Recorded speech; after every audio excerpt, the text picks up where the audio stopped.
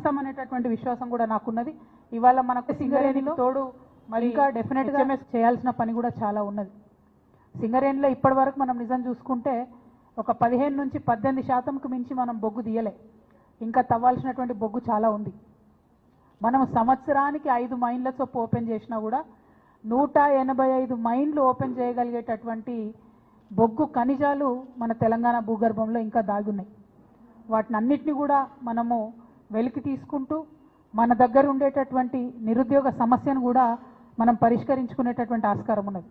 ఈ పాలసీ నేను కొత్తగా చెప్పింది కాదు. కేసీఆర్ గారు ఉన్నప్పుడే, ఆనాడు నరసింహరావు గారు ఉన్నప్పుడే 185 మైన్స్ చేయొచ్చు, సంవత్సరానికి ఒక 5 మైన్లు ఓపెన్ చేసుకోవాలని అనుకున్నాం. ఇప్పటికైనా కూడా నేను కాంగ్రెస్ ప్రభుత్వాన్ని డిమాండ్ చేస్తూ ఉన్నా, ఖచ్చితంగా అండర్ గ్రౌండ్ మాన్యువల్ మైన్స్ని ఓపెన్ చేయాల్సినటువంటి అవసరం ఉన్నది. ఓబీలతోని పెద్ద పెద్ద వాళ్ళకి ఎక్కువ లాభం అవుతుంది, చిన్న చిన్న వాళ్ళకి తక్కువ లాభం అవుతుంది. పైగా పొల్యూషన్, ఎక్కడ చూస్తే అక్కడ మట్టి గుట్టలు, దారుణమైన పరిస్థితి ఉంటుంది. కాబట్టి మాన్యువల్ అండర్ గ్రౌండ్ మైన్స్ ఏవైతే ఉంటాయో సింగరేణిలో వాటిని కూడా ఓపెన్ చేయాలి, బొగ్గు గని ప్రొడక్షన్ కోసము సాయం చేయాలని చెప్పి నేను కాంగ్రెస్ ప్రభుత్వాన్ని డిమాండ్ చేస్తూ ఉన్నా. మరి మీ అందరికీ తెలుసు, ఒక్కొక్క సింగరేణి కార్మికుడు యావరేజ్గా దాదాపుగా ఒక 6 టన్నుల బొగ్గును ఉత్పత్తి చేస్తాడు ప్రతిరోజు. మోడీ గారి లెక్కలు అంటేనేమో టన్నుకి 25,000 రూపాయలు.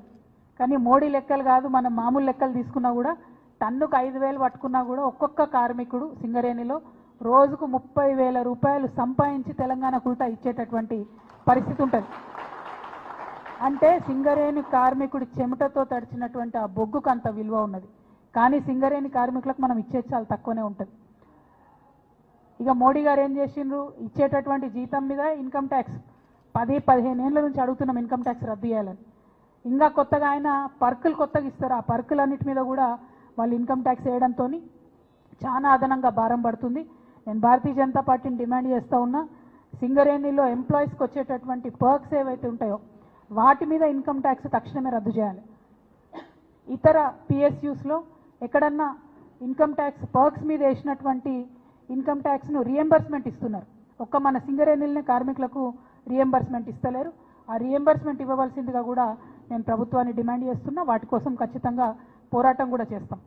మరి హెచ్ఎంఎస్ కానీ రియాజ్ అహ్మద్ గారి గురించి చెప్పాలంటే, హెచ్ఎంఎస్ అనేటటువంటిది సుభాష్ చంద్రబోస్ గారు పెట్టినటువంటి సంస్థ, ఇప్పటిది కాదు అప్పటిది కాదు.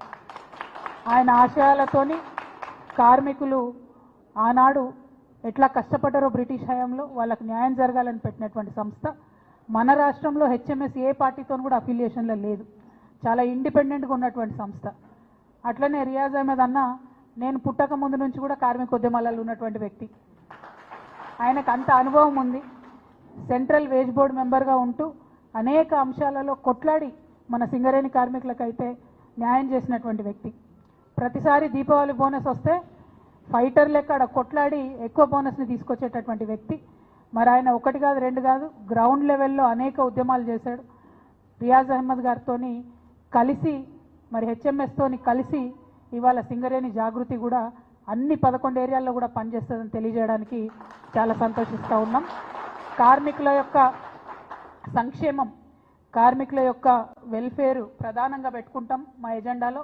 అదేవిధంగా కార్మికుల యొక్క హక్కులను కూడా ఎక్కడ కూడా విస్మరించకుండా కాంగ్రెస్ పార్టీ చేస్తున్నటువంటి మోసాన్ని కూడా ఎండగడుతూ ముందుకెళ్తాం. పోయినసారి లాభాల్లో వాటా అని ఇచ్చిరు కాంగ్రెస్ పార్టీ వాళ్ళు, 33% ఇస్తున్నామని చెప్పిండ్రు.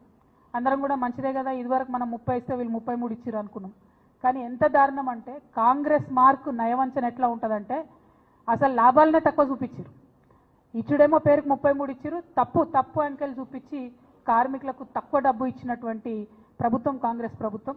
ఇప్పుడు నేను డిమాండ్ చేస్తూ ఉన్నా, దసరా రాబోతా ఉంది, కార్మికులకు ఇచ్చేటటువంటి లాభాల్లో వాటాను ఈసారి 35% ఇవ్వాలని చెప్పి నేను డిమాండ్ చేస్తూ ఉన్నా. అది కూడా ఉట్టి లెక్కలు కాదు, దొంగ లెక్కలు కాదు, కరెక్ట్ లాభాలు చూపించాలి, కార్మికులకు నిజంగా కూడా లాభం అయ్యేటట్టు చేయాలని చెప్పి నేను డిమాండ్ చేస్తున్నా. అట్లనే కార్మికులలో చాలా మంది యువమిత్రులు ఉన్నారు. కేసీఆర్ గారు డిపెండెంట్ ఉద్యోగాలు ఇచ్చిన తర్వాత అనేక మంది యువమిత్రులు ఉన్నారు.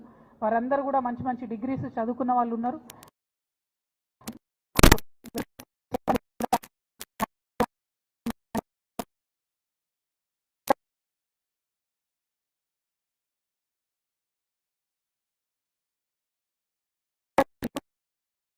కూడా